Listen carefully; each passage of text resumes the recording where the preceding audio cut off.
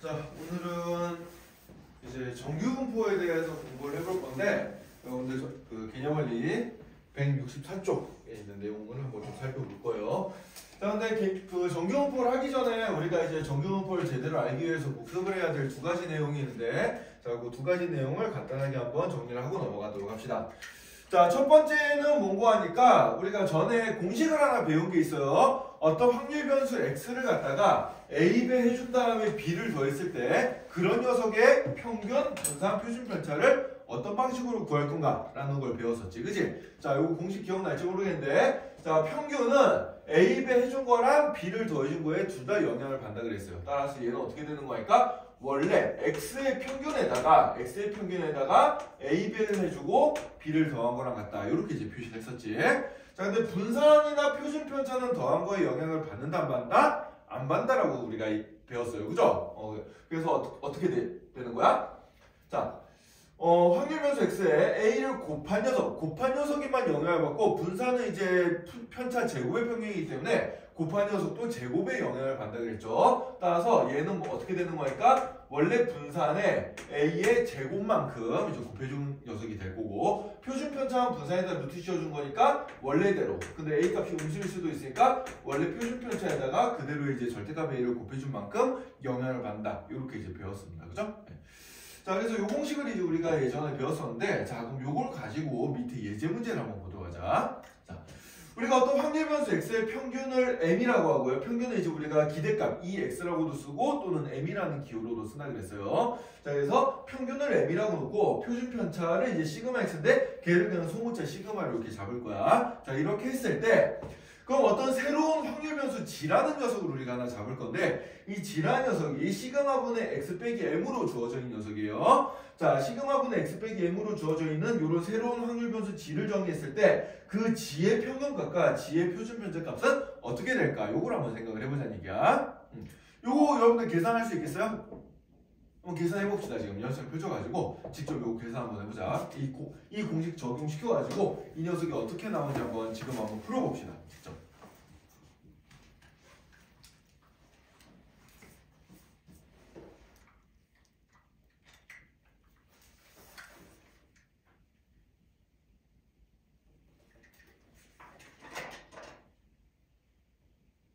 승현아? 풀어봐야지. 멍하니 보고만 있나? 뭔 내용인지 기억 안 나요? 수업 시간 맨날 잤으니 기억날 리가 있나? 이거 공식만 쓰면 돼. 딴 거 몰라도 이 공식 써서 풀라는 문제예요, 그냥. 그러니까 질환 확률 변수의 평균과 질환 확률 변수의 표준 편차를 구해봐라. 위에 공식 다 알려주고 공식 다 알려주고 풀라는데 왜 그냥 대입만 시키면 되는데 못 풀 게 뭐가 있어요? 굉장히 쉬운 녀석인데.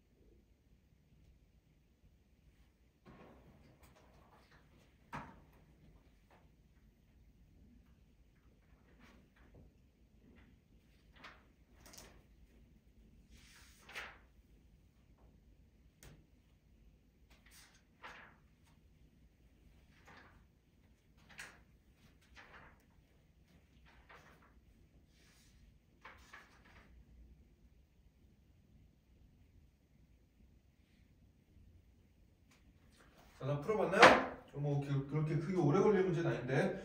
자, 요거 얼마 나오죠? g의 평균값은 얼마 나와요? 소윤이가 한번 대답해볼까? 이거 얼마 나오지?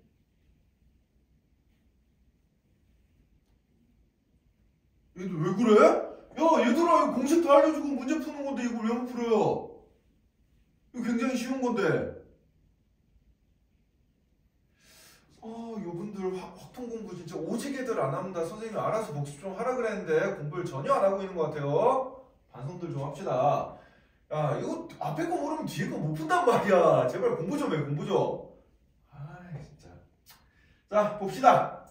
뭐 어려울 거 없어요. 자, 지란 녀석이 시그마분의 x 빼기 m이잖아. 그래 안 그래? 그럼 요걸 풀어주면 어떻게 돼? 요런 형태로 풀어주면 x에다 몇 배를 했고 뒤에다 뭘 대줬나 그런 형태로 이제 고쳐주면은 얘는 어떻게 돼요? 시그마분의 1 곱하기 x에다가 시그마분의 m을 빼준 거야. 그래 안 그래? 그래 안 그래? 이거 시그마분의 x 빼기 시그마분의 m 이렇게 갈라 써주면 되잖아 그냥. 그래 안 그래요? 그럼 분수 갈라 써준 거야 그냥. 그 다음에 이 공식에다 그대로 대입을 시키면 돼 그냥. 자 보자 그러면 어떻게 돼요? 요게 저기 공식에서 A에 해당되는 거고 요 뒷부분 여기가 이제 저기 B에 해당되는 거란 말이야. 그대로 갖다 써주면 어떻게 돼요? 얘는 그럼 시그마분의 1에 2x 빼기 시그마분의 m 이렇게 나올 거 아니야. 근데 문제에서 선생님이 뭐라 그랬어요? 2x가 뭐래? 2x를 평균값 m으로 뒀죠? 그죠? 그러니까 여기 m 대입시키면 이 값 얼마 나오고 있어? 얼마 나오고 있어요? 0 나오죠 0. 그래요 그래요. 그죠? 0이야 0 이거. 자 그 다음에 시그마지. 그럼 여기 요거 그대로 써주면 돼. 얘도 그럼 시그마에 얘도 시그마분의 1x 빼기 시그마분의 m 되는데 자 그럼 얘는 무슨 얘기냐면은 시그마지라고 썼을 때 이 시그마는 표준 편차값을 얘기하는 게 아니고 함수를 뜻하는 거야. 무슨 뜻이에요? 이 g라는 확률 변수의 표준 편차를 구해라 라는 일종의 함수예요. 알겠어요? 근데 여기 그냥 소문자 시그마지 이렇게 쓴 건 뭐야? 그냥 상수값이야 상수값. 뭔지 모르지만 그냥 어떤 값이라고 생각해주면 돼요. 자 그럼 얘는 어떻게 해주면 되냐면은 자 표준 편차는 더하거나 뺀 거에는 영향을 안 받는다고 해서 곱한 거에만 영향을 받고요. 그럼 얘는 어떻게 돼요? 시그마분의 1에 시그마 x 이렇게 이제 되겠지 그치? 근데 이 시그마 x의 값이 문제에서 시그마라고 주어졌으니까 요거 계산해주면 얼마 되겠어요? 얘는 계산해주면 얼마 돼요? 1이 되죠 약분되니까 그치? 얘는 1이 됩니다. 알겠어요? 자 그래서 G라는 녀석을 시그마분의 x 빼기 m이라고 이렇게 치환시켜 놓으면은 이 G라는 확률 변수의 평균값은 무조건 얼마가 되냐면 무조건 0이 되고요. 그 다음에 이 G라는 녀석의 표준 편차값은 무조건 얼마가 되냐면 1이 되는 이런 성질을 가지게 돼요. 자, 이 녀석은 우리가 오늘 이제 저기 정규분포 할 때 굉장히 중요하게 많이 써먹을 녀석인데 이 식을 이제 우리가 뭐라고 그러는 거 하니까 표준화식이라 그런다. 표준화식이라 그래요. 자, 그래서 요거는 여러분들이 반드시 외워놔야 되는 녀석입니다. 알겠죠? 반드시 암기를 해야 되는 녀석이다. 자 이렇게 치환시켜 놓으면 어떤 성질이 생긴다? G라는 녀석은 평균이 무조건 0이고 표준 편차가 일자리인 그렇게 이제 바뀌는 어떤 확률 변수가 돼버린다 라고 생각해 주면 되겠어요. 알겠죠? 이 녀석은 여러분들이 반드시 기억을 해놔야 되는 녀석이다. 자 그래서 요거는 이제 여러분들이 처음 보지만은 원래 앞에서 여러분들이 공부를 좀 열심히 해놨으면은 그 145쪽에 실은 연습 문제 풀다 보면 나옵니다. 이 시기에 145쪽 잠깐 넘겨볼까요? 소연이 책이 없으니까 저는 칠판에 좀 적어줄 건데 자 145쪽에 거기 128번 문제를 한번 볼게요. 145쪽에 128번 문제를 보면은 평균의 표준 편차가 시그마인 어떤 시험에 원점수가 x, 표준 점수가 t일 때 t는 어떻게 주어져 있는 거니까 10 곱하기 시그마분의 x 마이너스 m 더하기 50 이렇게 이제 나와 있죠. 그죠? x 마이너스 m 더하기 50 이렇게 나와 있는데 이게 바로 뭔가 하니까 이 t가 지금 문제에서 뭐라고 나와 있어? 어떤 시험의 표준 점수라고 나와 있죠. 그죠? 표준 점수라고 나와 있는데 여러분들 거기 모의고사 같은 거 보면은 원점수 나오고 표준 점수 나오잖아요. 그죠? 그 표준 점수를 구하는 공식이에요, 이게. 우리가 모의고사 봤을 때 표준 점수 구하는 공식입니다. 이게 그 모의고사 봤을 때 표준 점수를 구하는 공식이 요렇게 나오면은 얘는 이제 탐구 과목 공식이 되겠어요. 탐구 과목 공식. 얘는 평균이 50점이고 표준 편차가 10짜리인 녀석이거든. 그래서 내가 어떤 탐구 과목을 봤는데 뭐 과탐이나 사탐 탐구 과목을 봤는데 내가 딱 50점이 나왔다. 탐구 과목의 표준 점수가 50점이 나왔다. 그 얘기는 무슨 얘기냐면은 내가 정확하게 평균점을 받았다는 얘기야. 알겠어요? 내가 정확하게 평균점을 받았다고 할 때 그게 이제 바로 표준 점수에 대한 얘기가 되겠습니다. 여기 보면 이제 시그마분의 x 빼기 m이라는 표현이 보이죠, 그죠? 네, 요게 이제 우리가 어떤 변수를 표준화를 시키는 방법이다라고 생각을 해주면 돼요. 자세한 의미는 좀 이따 이제 정규분포를 공부하면서 이제 배우게 될 텐데 요 식은 굉장히 중요한 형태의 식이기 때문에 여러분들이 반드시 암기를 일단 해놔야 됩니다. 조금 이따 다시 나오게 될 거예요. 자, 그래서 어쨌든 여러분들 이제 중요하게 생각해야 될 건 뭐냐면은 자, G라는 녀석을 시그마분의 x 빼기 m이라는 요런 확률 변수로 놓으면은 이 녀석은 평균이 무조건 얼마? 0이 돼버리고요. 표준 편차가 무조건 얼마? 1이 돼버린다. 요 공식을 써먹어주면 그런 결론이 나온다 라는 거야. 이 녀석은 중요하니까 여러분들 반드시 좀 기억을 해두도록 합시다.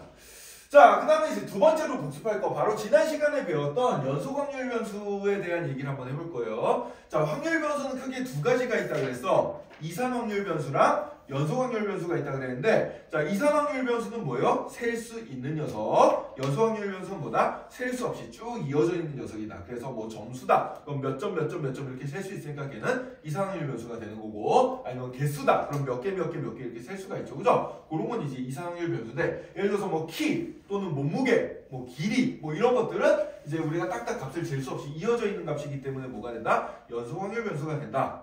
또는 시간, 뭐 이런 것들은 연속 확률 변수가 된다고 했어요. 자, 그래서 연속 확률 변수는 이산 확률 변수랑 다르게 표를 그려줄 수가 없기 때문에 얘는 대신 뭘 그린다? 그래프를 그려서 우리가 해결한다 그랬고, 그 그래프로 나타낸 함수의 이름이 바로 뭐다? 확률 밀도 함수다 라고 배웠습니다. 또 확률 밀도 함수는 크게 이제 두 가지 성질을 가지고 있다 그랬는데, 그 두 가지 성질이 뭐예요? 일단 맨 처음에는 x축 밑부분만 그려진다, 그죠? 왜? 확률값은 양수가 나와야 되기 때문에 무조건 x축의 윗부분만 그려줘야 된다 그랬어요. 자, 그 다음에 두 번째 성질, 좀 중요한 성질이었는데 뭐가 있었죠? 주어진 x값 범위에서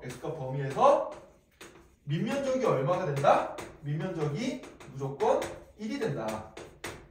요 두 가지 성질을 배웠었습니다. 저 지난 시간에 이제 우리가 이런 문제들 풀어봤잖아요. 예를 들어서 뭐 0부터 2까지 확률 변수가 주어졌을 때 0부터 2까지 뭐 예를 들어서 이런 직선이 나타났다. 그럼 이게 확률 밀도 함수가 되려면은 여기 해당되는 요 k 값이 얼마가 돼야 될까 이런 거 찾아봤어요. 어떻게 찾았어요? 이 밑면적이 1이 돼야 된다라는 사실로부터 k 값을 찾았지, 그지? 기억나나요? 소연이 기억나요 이거? 지난 시간에 배웠던 거? 지연이 기억나니? 이거 기억하고 있어야 돼. 오늘 배울 거랑 연관이 많이 된단 말이야. 자, 그래서 이 연속 확률 변수는 이런 성질들을 가지는 녀석이다. 그리고 구체적으로 x값이 예를 들어서 0에서 1 사이를 확률 구하라 그러면 그 확률은 이 그래프의 밑면적으로 나타난다 그랬습니다. 이런 내용도 우리가 지난 시간에 배웠거든. 자, 그래서 여기까지가 이제 지난 시간에 배웠던 거 복습이고요. 자, 이 내용을 알아야 오늘 배울 이제 정규분포를 알 수가 있습니다. 자, 그럼 정규분포 한번 보도록 하자. 정규분포를 선생님이 영어로 써놨어요. 자, 영어로 뭐라고 써놓는 거 하니까 얘가 normal distribution 이런 뜻이야. 자, distribution이라는 거는 이제 우리가 영어로 한글로 해석하면 분포란 뜻이고요. 분포. 그럼 이제 normal이 뭐겠어요? normal이 정규란 뜻이겠지, 그지? 그죠? 근데 승현아, 우리가 normal이란 말이 원래 영어 단어 뜻 뭘로 배웠어요? 보통에, 그지? 보통. 예. 보통. 평범한 이런 뜻이에요. 그러니까 우리가 배우는 분포 중에서 가장 평범한 분포를 배우겠다 이런 얘기야. 가장 일상적이고 가장 흔히 볼 수 있고 가장 보통의 그런 분포를 배울 거예요. 자, 그런 분포가 어떤 분포냐? 예를 들어서 전 세계 우리 한 지금 인구 한 70억인가요? 전 세계 인구가? 그 70억 명의 키를 모두 실시간으로 조사를 했다고 해봅시다. 자, 그럼 키를 조사해보면 어떤 일이 벌어지냐면은 평균 근처에서 사람이 제일 많고 양극단으로 가면 엄청나게 큰 사람과 엄청나게 작은 사람은 굉장히 작은 비율을 가지게 될 거예요. 그래서 키의 비율이 이런 식으로 이제 주어질 겁니다. 이런 식으로 양쪽 극단으로 가면 사람 수가 적어지고 그다음에 가운데 평균 근처에서 몰려있는 이런 녀석이 나오는데 이게 만약에 아주 이상적인 케이스라면은 정확하게 평균 기준으로 큰 사람과 작은 사람이 똑같은 분포를 이루게 될 거예요. 그죠? 아주 이상적인 상황이라면 그런 이상적인 상황의 분포가 바로 뭐다? 정규분포다라는 겁니다. 그래서 이 정규분포를 이제 우리가 확률 밀도 함수로 이제 생각을 해주는 거예요. 자, 그래서 키에 따른 사람들의 분포 비율이 근데 키 같은 건 이제 우리가 이산 확률 변수가 아니라 그랬지? 연속 확률 변수니까 그걸 이제 그래프로 표현을 해서 이렇게 이제 그래프로 표현을 해봤는데 그 키가 아주 작은 사람부터 아주 큰 사람까지 다 이제 그 확률 값들을 분포로 조사해봤더니 이렇게 이제 완벽하게 좌우 대칭의 그래프가 이상적으로 나오게 되더라. 이런 거예요. 이렇게 생겨먹은 모양을 이제 우리가 뭐라고 한다? 정규분포라고 한다라는 거고, 정규분포도 일종의 확률 밀도 함수이기 때문에 이 두 가지 성질을 둘 다 먹히게 됩니다. 일단 x축의 위쪽에 그려져야 되고요. 그 다음에 밑면적이 총 얼마가 돼야 돼? 무조건 1이 돼야 돼요. 자, 그래서 여기 이제 x가 아주 작을 때부터 x가 아주 클 때까지 이 전체 밑면적은 무조건 얼마가 되냐면 1이 된다 라고 알아두면 되겠습니다. 1이 된다 라고 알아두면 되고요. 그렇게 1이 되면서 이렇게 좌우의 분포가 예쁘게 나오게 되는 그런 함수식을 구해봤더니 그 함수식이 어떻게 되는 거 하니까 책에 나와 있죠? 책에 거기 몇 페이지에 나와 있냐면 164쪽에 이제 그 박스칸 안에 굵은 글자로 나와 있어요. fx는 루트 2파이 곱하기 시그마분의 1, 그 다음에 요 2라는 거는 이제 우리가 자연상수라고 오일러수라고 하는 어떤 무리수입니다. 대충 한 2.71 얼마 이런 식으로 가는 무리수인데, 이 녀석은 나중에 미적분을 배우는 사람들은 이 숫자의 의미에 대해서 정확하게 알게 될 거예요. 그냥 뭐 우리는 아직 안 배웠으니까 이런 무리수가 있다라고 치고, 이제 그런 무리수에 마이너스 이 시그마 제곱분의 x 마이너스 m의 제곱, 이런 이제 복잡한 함수 형태를 가지는데 되게 복잡해 보이잖아요, 그죠? 이 식을 암기할 필요가 있어요, 없어요? 절대 없습니다. 이 식은 암기 필요 없어요. 그냥 대충 이렇게 생겨먹은 함수식이 이렇게 나타나는구나 정도까지 알면 됩니다. 이 함수식 물어보는 문제는 절대 시험에 안 나오니까 몰라도 상관이 있다 없다? 없다. 그냥 여기서 중요한 건 뭐냐면 정규분포의 그래프가 이런 식으로 생겨먹었다라는 걸 아는 게 굉장히 중요한데, 자, 그럼 이런 식으로 생겨먹었다라는 게 무슨 뜻인지 한번 보도록 합시다. 자, 정규분포 그래프의 성질 첫 번째로 이제 어떤 녀석이 있는 거 아니까, 일단 정규분포도 확률 밀도 함수니까 이 두 가지 성질은 당연히 만족을 해야 되고요. 거기다 추가로 하나의 성질을 더 가지고 있게 되는데, 그 성질이 뭔고 하니까 이 평균값을 기준으로 아주 이상적으로 봤을 때는 좌우 대칭 형태를 가진다는 얘기예요. 따라서 얘는 x는 m이란 직선에 대하여 대칭성을 가지게 됩니다.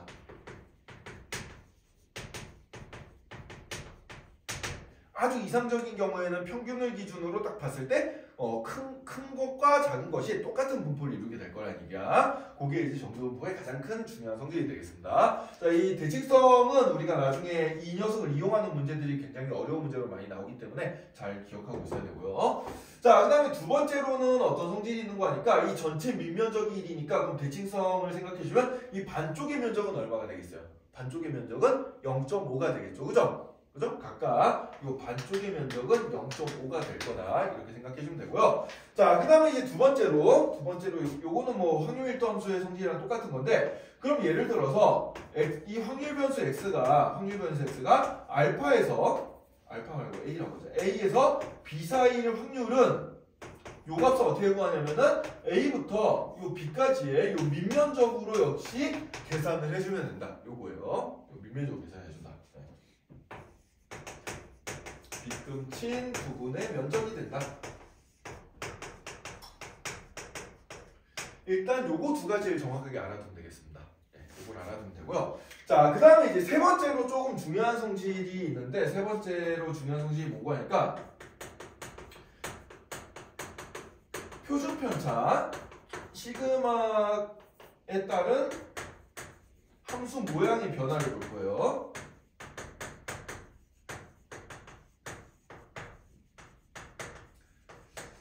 자, 지훈아, 시그마 표준 편차가 뭘 뜻하는 거라 그랬어요? 표준 편차의 의미가 뭐였지?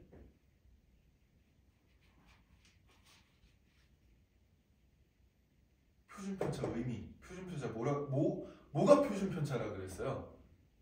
그러니까 정확하게 구하는 식은 모르더라도 표준 편차가 대충 뭘 알고 싶을 때 쓰는 거야. 대충이라도. 분산이나 표준 편차를 우리가 이제 삼포도라고 그래죠. 삼포도의 뜻이 뭐예요? 삼포도의 뜻이 삼포되어 있다. 무슨 뜻이야? 자료가 어느 정도 흩어져 있냐, 평균으로부터 자료가 얼마큼 많이 떨어져 있냐, 그걸 우리가 수치화시킨 값이 바로 뭐예요? 분산이나 표준 편차라 그랬어요. 그죠? 분산 어떻게 구해? 그래서 편차 제곱이 평균을 구했잖아. 편차가 뭐야? 자료값에서 평균 뺀 게 편차예요. 그죠? 저 자료값에서 평균이 많이 떨어져 있는 값이 많을수록 분산이 커지는 거고, 그래 안 그래? 그죠? 아유 다 까먹었네. 다 까먹었어. 어떻게 하면 좋아 이거? 왜 대답들 아무것도 못하고 있나 지금? 갑갑하게 이제 확 마지막 단어는 이런데 앞에서 배운 중요한 개념 하나조차도 이게 말로 못하면 정말 큰일입니다 지금. 자, 표준편차 분산보다 자료가 흩어져 있는 정도를 나타내는 척도다. 뭐 정확하게 구하는 시까지는 몰라도 물론 그것도 알아야 돼요. 그거 알아야 되지만 어쨌든 의미하는 게 뭔지는 알아야 돼. 분산이나 표준편차 우리가 왜 구한다 그랬어요? 평균이 똑같은 집단 두 집단이 있더라도 자료가 흩어진 정도가 다를 수가 있잖아. 그래 안 그래? 선생님이 처음에 예를 이런 걸 들어줬었어요. 예를 들어서 A반과 B반 두 개의 반이 있는데 5명의 점수가 뭐 한 반은 1점, 2점, 3점, 4점, 5점 이렇게 점수가 나온 반이 있고 뭐 두 번째 반은 2점, 3점, 3점, 3점, 4점 이렇게 나온 반이 있다고 했을 때 똑같이 평균은 3점이란 말이야. 똑같이 평균은 3점이지만 두 집단은 자료의 분포의 차이가 있죠. 얘는 아주 못하는 애부터 아주 잘하는 애까지 쫙 골고루 쫙 분포가 돼 있는 반면에 얘는 이제 어때? 평균 근처에 애들이 대부분 몰려있잖아. 그래 안 그래? 그죠? 그럼 얘는 자 그럼 이거 물어봅시다. 조금 전에 배운 대로라면 A랑 B 중에 표준 편차가 더 큰 집단은 A겠어요? B겠어요? 지연이가 한번 얘기해볼까? 표준 편차를 구해봤을 때 표준 편차가 더 큰 집단은 A 집단일까? B 집단일까?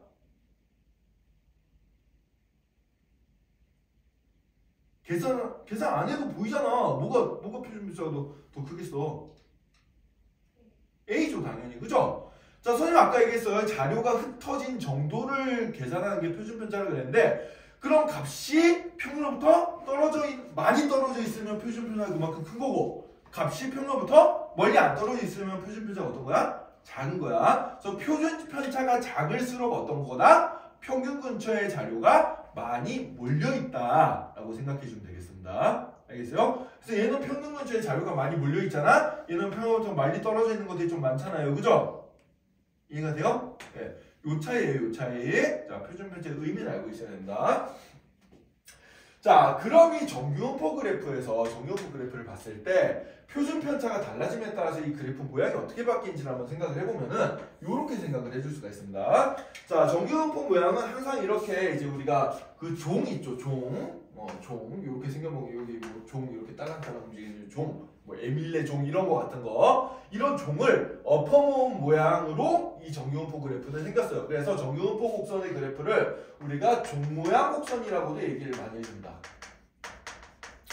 종 모양 곡선이다 라고도 얘기를 해주는데 자 그럼 이 종 모양이 표준 편차가 작아지면 어떻게 되는 거니까 표준 편차가 작아지면은 평균 근처 애들이 많이 몰려있을 테니까 이렇게 좀 샤프하게 올라가는 그래프가 나오고요. 만약에 표준 편차가 커지면 어떻게 되는 거 하니까 얘는 이제 양쪽 극단의 양쪽 이제 좀 원래 평균으로부터 멀리 떨어지는 애들이 비율이 좀 더 높아진다는 얘기예요. 그래서 그때는 자료가 이렇게 좀 그래프가 좀 이렇게 종 모양이긴 한데 약간 뭉툭한 모양으로 이런 식으로 이제 나오게 되겠습니다.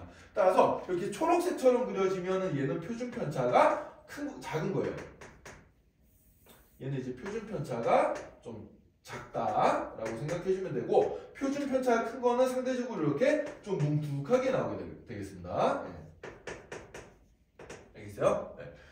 그래야지 이제 우리가 밑면적이 뜻하는 게 확률이라고 했잖아. 그치? 확률도 하면서 밑면적이 뜻하는 게 확률이라고 했는데 자 그럼 평균을 기준으로 똑같은 좌우로 똑같이 한 요 정도 크기만큼 갔을 때 밑면적이 지금 초록색이 더 커요? 주황색이 더 커요? 초록색이 더 크잖아. 그래 안 그래?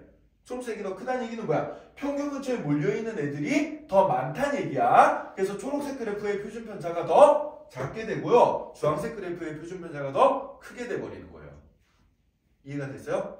네, 그래서 표준 편차가 작으면 작아질수록 이 정규분포 그래프는 어떤 모양을 가지게 된다? 샤프하게 위로 올라가는 뾰족한 곡선의 그림이 된다. 그럼 표준 편차가 커지면 어떻게 된다? 이렇게 뭉툭해지는 그래프가 나오게 된다. 이런 얘기입니다. 자, 이 내용이 여러분들 어디 있냐면 165쪽에 그 위에 보면 이제 설명에 보면 왼쪽 편에 지금 표준 편차의 변화에 따른 정규분포 그래프 곡선의 변화가 이제 그려져 있어요. 이건 이제 우리가 식이 복잡하니까 얘를 정확하게 그리는 건 할 수가 없어. 하지만은 표준 편차가 변함에 따라서 그래프가 어떤 모양으로 그려진다 정도까지는 알고 있어야 됩니다. 자, 그 다음에 표준 편차가 똑같은 상황에서 평균이 바뀌게 되면 어떻게 되는 거니까 이 모양 그대로 이 평균, 이 대칭축이 왼쪽으로 갔다가 오른쪽으로 갔다가 이런 식으로 변화를 하게 되겠어요. 그 그림은 이제 바로 165쪽 위에 오른편에 나와 있는 그림이 되겠습니다. 그래서 평균이 커지면 이 모양 그대로 이쪽으로 옮겨지게 되고요. 평균이 작아지면은 이 모양 그대로 왼쪽으로 이렇게 옮겨지게 되겠습니다. 이런 식으로. 그러니까 평균값이 작아지거나 아니면 평균값이 커지거나 이런 식으로 이제 움직인다라고 보면 되겠어요. 그래서 여러분들 중요하게 생각해야 될 거는 이 정규분포 곡선의 모양을 정하는 녀석은 딱 두 가지밖에 없어. 뭐가 있냐면 평균과 표준 편차만 정해주면은 이 정규분포 곡선의 그래프가 정해지는데, 자 근데 평균이 바뀌면 어떻게 된다? 얘가 모양은 그대로인 상태에서 좌우로 움직이는 거다라고 생각해주면 되고, 표준 편차가 바뀌면 어떻게 되는 거다? 뾰족해지거나 뭉툭해지거나 이 모양 자체가 변하는 거다라고 생각해주면 돼요. 알겠어요? 평균이 안 변하면 여기 평균 값은 그대로 유지되어 있는 상태에서 표준 편차가 커지면은 뭉툭해지고 표준 편차가 작아지면은 뾰족해진다. 요 변화만 대충 알고 있으면 되겠습니다. 알겠죠? 이해되니? 선생님 얘기하는 거 이해돼요? 정규분포 곡선은 이런 모양을 가지고 있는 거예요. 자, 다시 한번 이제 정리합시다. 정규분포라는 건 뭐다? 노멀 디스트리뷰션. 아주 보통의 정상적인 우리가 흔히 볼 수 있는 분포를 생각해주면 돼. 분포를 생각해주면 되고요. 그게 이제 뭐 키가 됐던 몸무게가 됐던 뭐 아니면 다른 점수가 됐던지 간에, 여러분들 예를 들어서 수능 시험도 봐봐. 수능 시험도 만약에 봤다고 쳐. 수능 수학 시험을 봤다. 그럼 평균점을 기준으로 해가지고 아주 잘 본 애들 극소수일 거고 아주 못 본 애들 극소수일 거고 대부분 어디 몰려있겠어요? 평균 근처에 몰려있겠죠. 그죠? 이런 식의 분포는 아주 자연스러운 분포예요. 보통 일반적으로. 네. 그런 분포를 아주 이상적인 분포를 생각해 놓은 게 뭐다? 그 녀석을 바로 정규분포라고 한다. 이런 얘기입니다.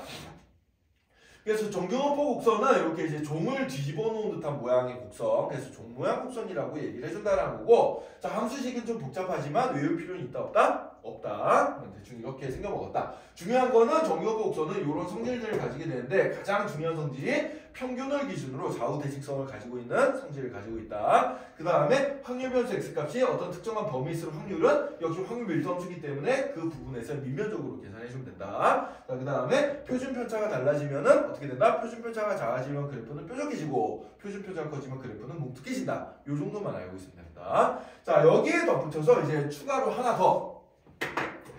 그럼 이제 어떤 확률 변수 x가 이런 정규분포 모양을 따라갈 때 그걸 기호로 이제 우리가 어떻게 표현하는 거 하니까, 확률 변수 x는 자 물결 표시는 따른다라는 표현이라 그랬어요. 따른다. 자 우리가 분포 지난 시간에 배운 분포 뭐 있어요? 이항분포 있었지, 그지? 이항분포는 우리가 이렇게 썼습니다. x는 따른다. 이항분포는 기호 b로 써주고, 여기 모콤마 뭐를 써준대. 여기는 시행횟수를 써주고, 여기는 한 번 시행했을 때 원하는 사건이 나올 확률, 이렇게 이제 적어줬었죠. 여기 이항분포였는데, 자 정규분포도 비슷한 방식으로, 자 노멀 디스트리뷰션의 앞글자 n을 따가지고 n 가로 열고 여기 이제 두 개를 써주는데, 이 두 개는 뭘 써주냐면은 평균과 표준 편차의 제곱 분산을 써줍니다.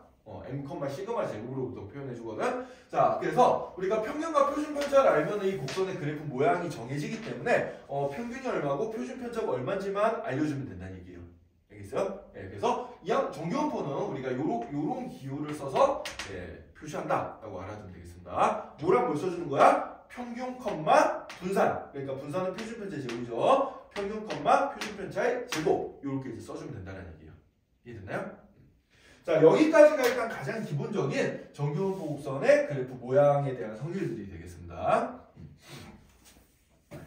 자, 그러면은 일단 간단한 문제 하나 풀어보면서 성질 한번 보도록 할까요?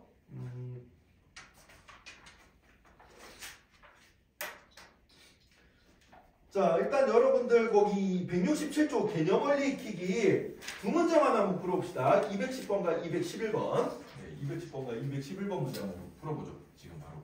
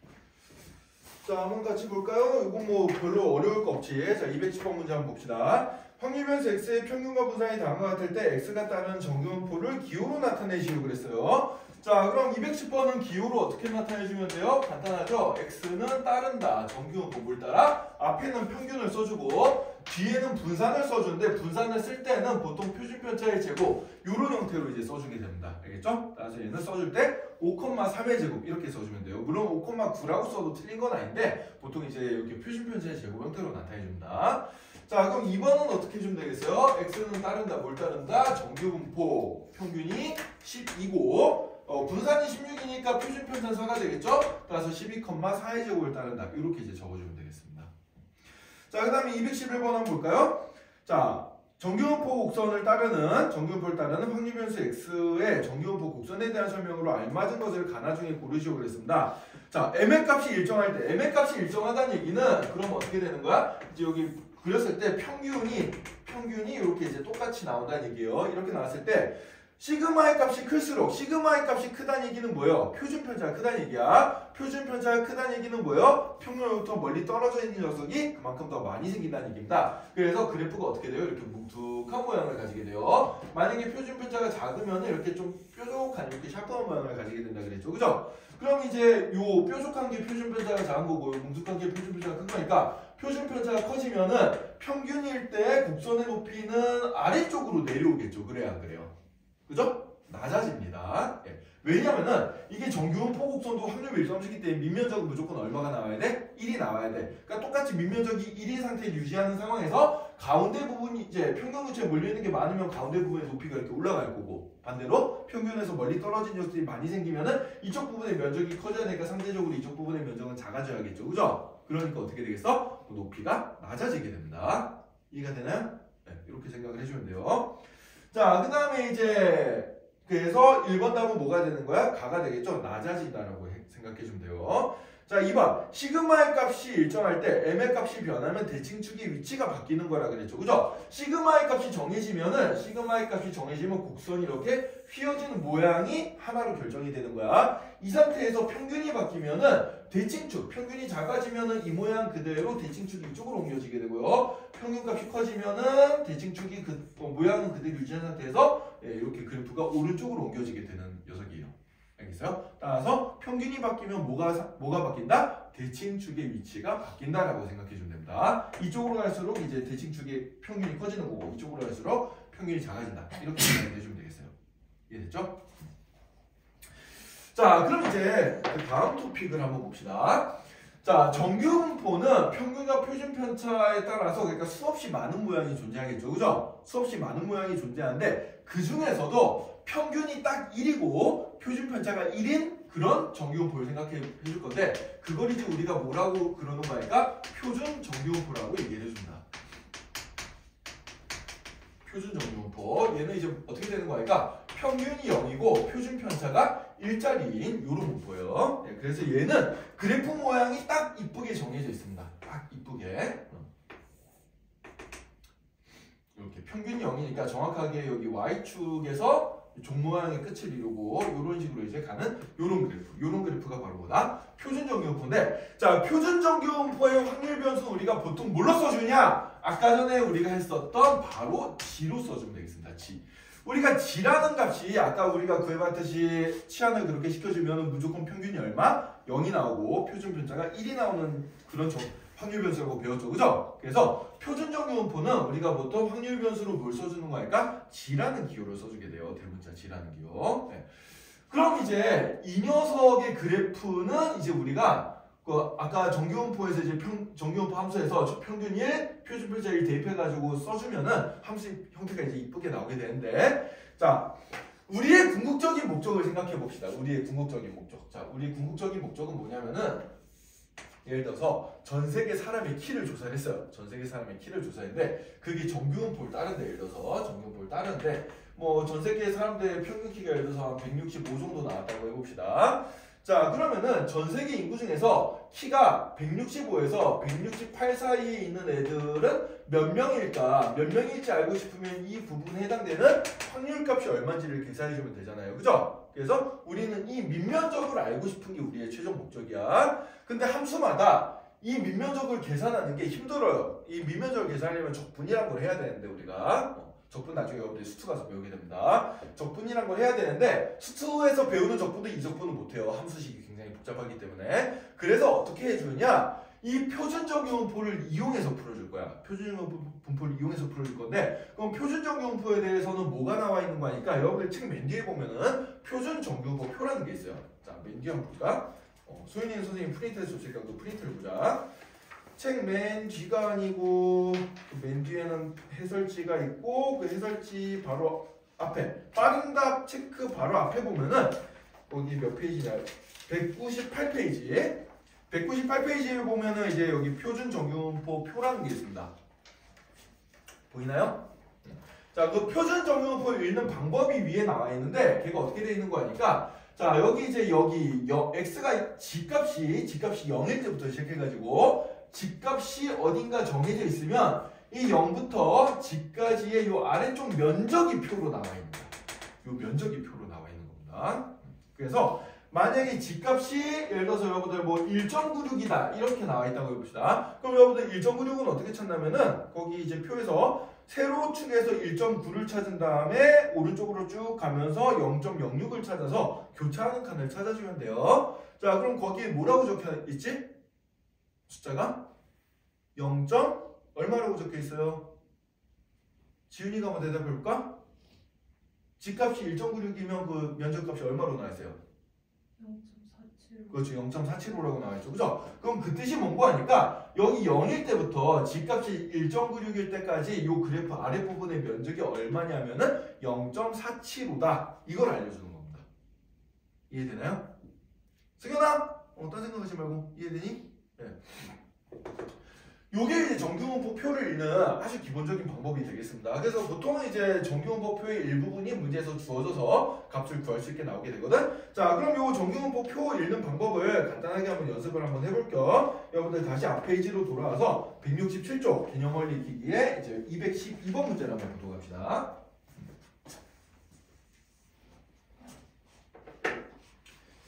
자, 212번 문제 보면은 자, 확률변수 g가 표준 정규분포 0,1을 따를 때 오른쪽 표준 정규분포 표를 이용하여 다음을 구하시고 그랬어요. 자, 그럼 1번 문제를 보면은 p g가 2보다 같거나 큰 확률이다. 이렇게 이제 나와 있어. 자, 그럼 이런 문제를 풀 때 이제 어떻게 해주냐면은 먼저 정규분포 그래프를 그려요. 표준 정규분포 그래프를 그립니다. 자, 표준 정규분포 그래프는 어떻게 그려지는 거야? 평균이 0이고 이 0에서 이제 대칭축이 나오도록 종 모양 곡선을 이렇게 하나 그려주면 되겠어요. 네, 이렇게 하나 그려주면 되고요. 자, 그럼 이제 우리가 g값이 2보다 같거나 큰 확률은 어떻게 되냐면 여기 g값이 2인 점을 찍어가지고 g값이 2보다 크니까 이쪽 부분의 면적을 구해라. 이게 이제 목적이 되겠습니다. 이해가 되나요? 네, 이 부분의 면적을 구하는 거예요. 자, 근데 표준 정규분포표에서는 뭐가 주어지는 거니까? 표준 정규분포표에서는 이제 요 녀석의 면적이 주어져 있다라고 생각해 주면 됩니다. 항상 그 정규분포표에 있는 그림은 0부터 어디까지의 면적이에요. 자, 그럼 그 옆에 있는 표의 일부분이 주어져 있지? 0부터 2까지의 면적이 얼마라고 나와 있어요? 요 빨간색 색칠한 부분의 면적이 얼마라고 나와 있어? 0.4772라고 나와 있는 거예요, 지금. 이해가 돼요? 네. 요 부분의 면적이 0.4772 이렇게 주어져 있는 겁니다. 자, 그러면은 우리가 이제 정규분포 곡선도 확률 밀도함수 일종이라고 그랬단 말이야. 이 아랫부분 면적이 총 합해서 얼마? 1이야. 그럼 좌우 대칭이니까 이 반쪽 면적은 얼마가 되겠어요? 0.5가 되겠죠. 그죠? 이 반쪽 면적이 그럼 0.5인데 그럼 이 흰색 부분의 면적은 0.5에서 빨간색 부분 면적을 빼주면 되겠지. 그래 안 그래? 그래서 0.5에다가 0.477을 빼주면은 바로 우리가 구하고자 하는 이 흰색 부분의 면적이 나오게 된다는 얘기예요. 얼마가 되겠어요? 0.0228 이렇게 되겠죠. 그죠? 따라서 z값이 2보다 같거나 큰 확률은 얼마가 되는구나? 0.0228이 되는구나. 이렇게 찾아주면 됩니다.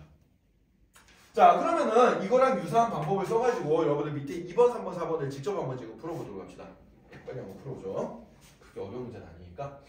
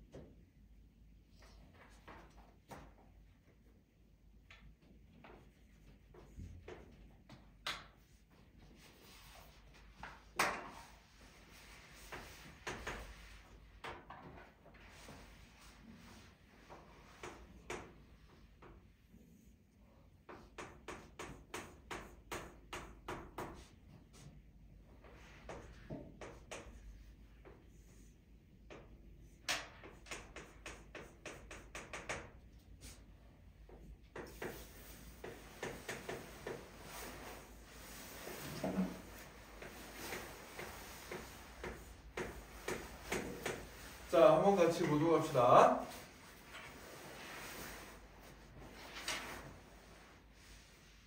잘 풀었나요? 다 풀었어? 네. 자, 별로 어려울 게 없습니다. 칠판 한번 같이 보도록 하죠. 일단은 선생님이 지금 알려준 대로 자, 이 G값이 어떤 범위에 있을 확률을 구하려면은 일단 정규분포 곡선을 대략적으로 이렇게 그려요. 정모양 곡선을 그려준 다음에 자, 해당되는 부분을 이제 B급을 쳐주면 되거든. 자, 2번 같은 경우에는 G가 0.5보다 같거나 작다가 있으니까 자, 0.5에다 이렇게 선을 그은 다음에 그거보다 같거나 작은 부분이 이쪽 편이 되겠어요. 그죠? 빨간색 B급치 부분이 면적이 되겠습니다. 자, 그럼 이 부분의 면적을 구해주면 되고 자, 이 부분의 면적 어떻게 구하냐? 일단 평균값, 여기 평균값 0을 기준으로 이 반쪽의 면적이 무조건 얼마야? 반쪽의 면적이 무조건 0.5예요. 그죠? 반쪽의 면적이 0.5고요. 여기에다가 0부터 0.5까지 면적을 더해주면 되는데 0부터 0.5까지 면적은 옆에 보면 표에 뭐라고 나와 있어요? 0.1915라고 나와 있습니다. 이게 0.1915니까 그럼 얘는 더해주면 어떻게 되겠어요? 0.6915 이렇게 이제 나오게 되겠죠. 그죠? 이런 식으로 찾으면 돼요. 자, 그 다음에 3번 문제 보자. 3번. G값이 1에서 2 사이의 확률인데 그럼 1은 0이 여기니까 0이 평균값이니까 1은 한 여기쯤 있을 거고 2는 한 여기쯤 있을 거라는 얘기지. 그럼 1에서 2 사이의 확률은 여기에 해당되는 미면적이 되는데 자, 그럼 얘는 어떻게 계산해주면 되냐면 0부터 2까지의 면적에서 0부터 1까지의 면적을 어떻게 해주면 돼요? 빼주면 되겠습니다. 그죠? 예, 그래서 0부터 2까지의 면적은 지금 얼마인 거니까 0.4772에서 0부터 1까지의 면적은 0.3413이 되겠죠. 그죠? 표에 다 나와 있어요. 요걸 빼주면 답이 얼마가 되냐면 얘는 0.1359 이렇게 이제 계산해주면 되겠습니다. 자, 그 다음에 4번. 마이너스 1부터 1.5까지인데 그럼 0이 여기 있으니까 마이너스 1은 여기쯤 있을 거고 1. 플러스 1.5는 여기쯤 있을 텐데요. 자, 그러면은 여기 B급지분의 면적을 볼 때 0부터 1.5까지의 면적은 표를 보고 찾으면 돼요. 0부터 1.5까지의 면적은 표를 보면은 0.433이라고 주어졌죠. 자, 이 면적이 0.433이고 자, 0부터 마이너스 1까지 마이너스 1부터 0까지는 면적이 안 나와 있지만은 얘는 좌우 대칭성을 이용해주면 0부터 1까지의 면적이랑 어때요? 같게 나오겠죠. 그죠? 자, 정규분포는 여기 축을 기준으로 좌우 대칭성을 가지기 때문에 0부터 마이너스 1까지의 면적은 0부터 1까지의 면적이랑 똑같게 나올 겁니다. 그럼 0부터 1까지의 면적은 옆에 보니까 0.3413이라고 나와 있어요. 그죠? 따라서 이쪽 면적이 0.3413이 되고 자, 그럼 요거 두 개 더해주면 답이 나오게 되겠습니다. 따라서 답은 얼마가 돼요? 0.7745다. 이렇게 찾아주면 되겠어요. 이해되나요? 그래서 요게 바로 이제 뭔고 하니까 표준 정규분포 곡선을 읽는 방법이 되겠습니다. 표준 정규분포의 그 밑면적은 우리가 뭘 보고 찾아? 표를 보고 찾아야 돼요. 그래서 문제에서 필요하면은 표의 일부분이 주어지거나 아니면 단서가 뭐 G값이 어디에서 어디 사이에 있을 확률은 얼마다라고 문제에서 주어집니다. 표를 외울 수는 없기 때문에 그 표는 문제에서 필요하면 주어진다라고 생각해 주면 돼요. 알겠죠? 자, 그러면 이제 우리 필수예제 16번으로 넘어가서요. 필수예제 16번 문제 한번 풀어보고 그 다음에 이제 본격적인 문제를 한번 들어가 보도록 합시다. 자, 168쪽 한번 볼까요?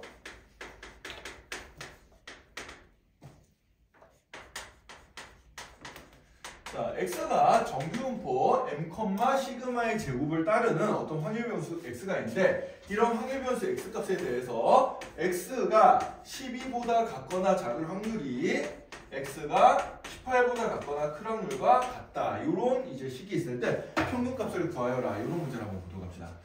자, 그럼 정규분포를 따라가겠으니까 정규분포 곡선을 대충 이렇게 좌우 대칭이 되게 뭘 기준으로? 평균을 기준으로 좌우 대칭이 되게 이렇게 하나 그려주면 되겠어요.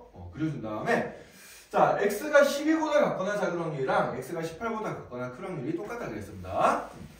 자, 그럼 예를 들어서 12가 평균을 기준으로 왼쪽에 있을까 오른쪽에 있을까 이걸 한번 생각을 해봐야 되는데 만약에 평균보다 왼쪽에 있다고 해봅시다. 자, 평균보다 왼쪽에 이렇게 있으면은 자, 그럼 12보다 같거나 작을 확률은 12에서부터 시작해가지고 요만큼의 밑면적이 되겠죠. 그래요, 안 그래요?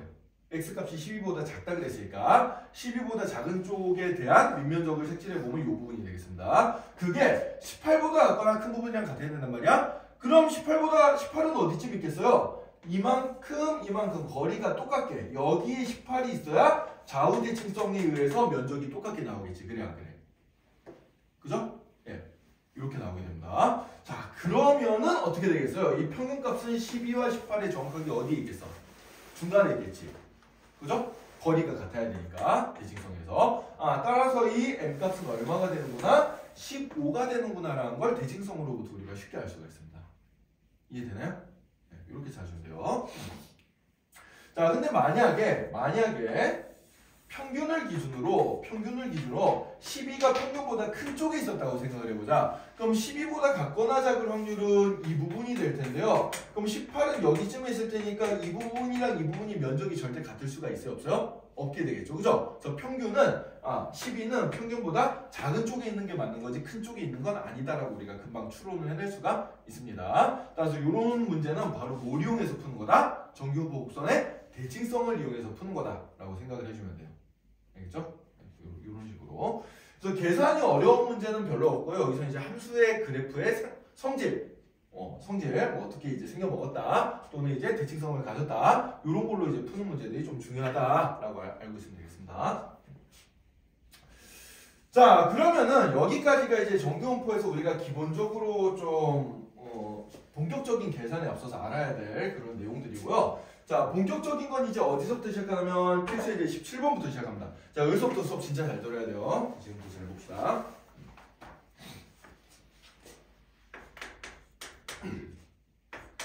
자, 확률 변수 x가 정규분포 40,11 제곱을 따른다 이랬을 때, 자, 1번 x가 25에서 44일 확률 구하여라 이렇게 이제 나와 있습니다. 근데 옆에 표를 보고 찾으래요. 자, 그러면은 일단 이 녀석을 그림으로 한번 표현을 해볼 거야. 그림으로 표현해 보면은 x가 정규분포를 따른대. 그럼 정규분포 곡선을 대충 하나 이렇게 그려놓고요. 자, 표시를 하세요. 자, 여기 평균이 얼마? 평균이 40입니다. 표준 편차는 우리가 이 그림에 표현은 못해요. 휘어진 정도를 나타내는 거기 때문에 그냥 대충 그려주면 돼. 자, 평균이 40이니까 여기 대칭축이 40이다라고 해주면 되고, 자, 그 다음에 우리가 구해야 될 건 x가 25일 때부터 44일 녀석이니까 25는 한 여기쯤 있겠네요. 그죠? 그래서 25부터 44일의 면적, 자, 요 면적을 구하는 게 우리의 목적이다라고 생각을 해주면 되는데, 자, 얘는 지금 여기가 표준 정규분포가 아니니까 표를 보고 찾을 수가 없어요, 지금. 그죠? 표를 보고 찾을 수가 없습니다. 자, 그래서 우리는 얘를 갖다 이제 어떻게 해줄 거냐면은 표준 정규분포로 바꿔줄 거예요. 표준 정규분포로 바꿔줄 겁니다. 그래서 표준 정규분포는 항상 이제 평균이 0이고 표준 편차가 1인 그런 분포니까 요런 분포로 이제 얘를 바꿔줘서 갈 건데, 바꿀 건데, 그럼 바꾸는 식이 뭐냐? 바꾸는 식이 우리가 아까 전에 했던 표준화식. g는 시그마분의 x-m 요런 치환식을 이용해주면 돼요. 자, 요런 치환식을 이용해서 풀어줍니다. 따라서 이 경우에는 시그마 값이 10이고 평균 값이 m이기 때문에 얘는 표준화식이 어떻게 되냐면 10분의 x-40이라는 게 바로 표준화식이 돼버리겠습니다. 자, 그래서 이제 우리가 요 x에 대한 정규분포를 g에 대한 표준 정규분포로 바꿔줄 건데, 자, 이렇게 바꿔주면 어떻게 되냐? 자, 40에 대응되는 녀석은 여기 x자리에 40을 대입시켜주면은 g값이 0이 나오니까 이 40의 값이 평균으로 이렇게 움직여지는 거예요. 그래서 이 40이 평균값 0으로 움직여지고, 자, 그 다음에 여기 25라는 값도 우리가 표준화 시켜봅시다. 자, x값이 25면은 그 녀석을 표준화 시켜진 g값으로 만들어주면 어떻게 되는 거니까 여기 25를 대입시켜서 계산해주면 얼마가 되겠어요? 마이너스 1.5가 되겠죠. 그죠? 그죠? 네, 그래서 여기 이제 마이너스 1.5 요 25라는 값을 표준화시켜주면 마이너스 1.5가 되는데, 자, 이렇게 표준화시키면 어떤 성질이 생기는 거 아니까 저기 빨간색으로 빗금치 부분과 이쪽에 빨간색으로 빗금치 부분의 면적이 정확하게 똑같게 되는 그런 성질이 있어요. 알겠어요? 네, 그런 성질이 있습니다. 이거 증명은 여러분들이 나중에 적분을 배워야 할 수 있기 때문에 그런 성질이 있다라고만 알아두면 돼요. 그래서 어떤 정규분포를 표준화 시켰을 때 내가 이제 여기 있는 x값을 이 치환식을 이용해서 z값으로 바꿔주고 나면은 그 해당되는 밑면적은 어떻다? 똑같다라고 생각을 해주면 됩니다. 그래서 요거를 표를 보고 이제 이 면적을 찾으면 바로 답이 되는 거예요. 이해됐나요? 자, 그럼 얘는 이제 0부터 마이너스 1.5까지의 면적인데 걔는 좌우 대칭성을 이용해주면 0부터 플러스 1.5까지의 면적이랑 똑같기 때문에 그걸 옆에 있는 표를 보고 찾아주면 어떻게 돼요? 0부터 1.5까지의 면적이 지금 뭐라고 나와 있어요? 0.433이라고 나와 있죠. 그죠? 따라서 이 면적이 얼마가 되는구나? 0.4332가 되는구나. 이렇게 이제 찾아주면 된다는 얘기입니다. 이해됐나요? 이런 식으로 찾아주면 돼요. 자, 그래서 이제 우리가 일반적으로 얘를 좀 일반화 시켜주면 이렇게 적어줄 수가 있습니다. 예를 들어서 x에 대한 분포가 있었어. 자, x에 대한 정규분포 m, 시그마 제곱이 있었는데, 자, 그럼 여기 평균이 n값이 되겠죠, 그죠? 평균이 n값이 되는데 얘를 갖다가 내가 이제 표준화를 시킬 거야. 어떤 식으로? 시그마분의 x 마이너스 m이라는 식을 가지고 표준화를 시켜볼 거예요. 이렇게 표준화를 시키면 얘는 무조건 뭐가 되냐면은 평균 0이고 표준편차 1짜리인 표준 정규분포가 되는데, 자, 근데 예를 들어서 여기 이제 x값이 a일 때부터 b일 때까지 이 면적을 내가 구하고 싶다 라고 하면은 a를 여기다 넣어서 나온 알파 값과 b를 여기다 넣어서 나온 베타 값을 생각했을 때 이 면적이랑 이 면적이 항상 똑같게 나온다는 얘기예요. 그래서 여기 알파 값은 어떻게 구한다? 알파 값은 표준화식의 x자리에 a를 넣어서 계산해주면 되고, 베타 값은 어떻게 계산한다? 이 표준화식의 x자리에 b를 넣어서 계산해주면 돼요. 그러니까 a랑 b가 지값으로 치환된 값 이렇게 생각해주면 되겠습니다. 이걸 이제 구체적으로 표준화된 값이라고 얘기를 해줘요. 네. 그래서 x값을 이 치환식에서 표준화시킨 값들을 가지고 넓이를 구해준 게 원래 면적이랑 어떻다? 똑같다 라고 생각해주면 되겠습니다. 네. 이런 성질을 이용해서 우리가 어떤 정규분포에서 확률 변수 x가 어떤 범위에 있을 확률을 계산해 줄 수 있다라는 거예요. 자, 그럼 이제 요령을 알았으면 나머지는 그렇게 어렵지가 않아. 2번도 한번 해볼게. 자, 그럼 밑에 2번 문제 한번 봅시다. 자, 이번 문제를 보면은 이번에는 p x가 60보다 같거나 큰 확률을 구하여라 그랬어요. 자, 그럼 얘는 이제 그림 두 번 그리기 귀찮으니까 여기서 이제 초록색으로 한번 표시 한번 해보자. 자, 그럼 60은 40에서 이제 60 정도면 여기쯤 있겠네, 60이. 그래서 요만큼의 면적이 되거든. 네, 요만큼 면적이 됩니다. 자, 그럼 60을 여기다 놓고 표준화를 시켜주면 어떻게 되겠어요? 60 빼기 40은 20이니까 10분의 20은 2가 되겠죠? 따라서 여기 분포에서는 z가 2보다 같거나 큰 확률, 요 면적을 구하라는 얘기랑 똑같은 거예요. 알겠어요? 자, 그럼 요 면적은 어떻게 구해? 이 반쪼가리 면적이 0.5였으니까 0.5에서 여기 0부터 2까지의 면적을 빼주면 되겠죠, 그죠? 따라서 얘는 어떻게 계산되는 거니까 0.5, 요 반쪽 면적에서 0부터 2까지의 면적은 옆에 표를 보니까 0.477이라고 나와있죠, 그죠? 여기서 0.477을 빼주면 답이 되겠습니다. 따라서 얘는 0.0228 이렇게 이제 답을 적어주면 된다라고 알아두면 되겠어요. 자, 요령 이제 알겠어요, 됐죠? 예, 요런 요령으로 풀어주면 되니까 요령 연습 한번 해볼게요. 밑에 확인 체크 217번과 218번을 바로 연습을 한번 좀 해보도록 합시다.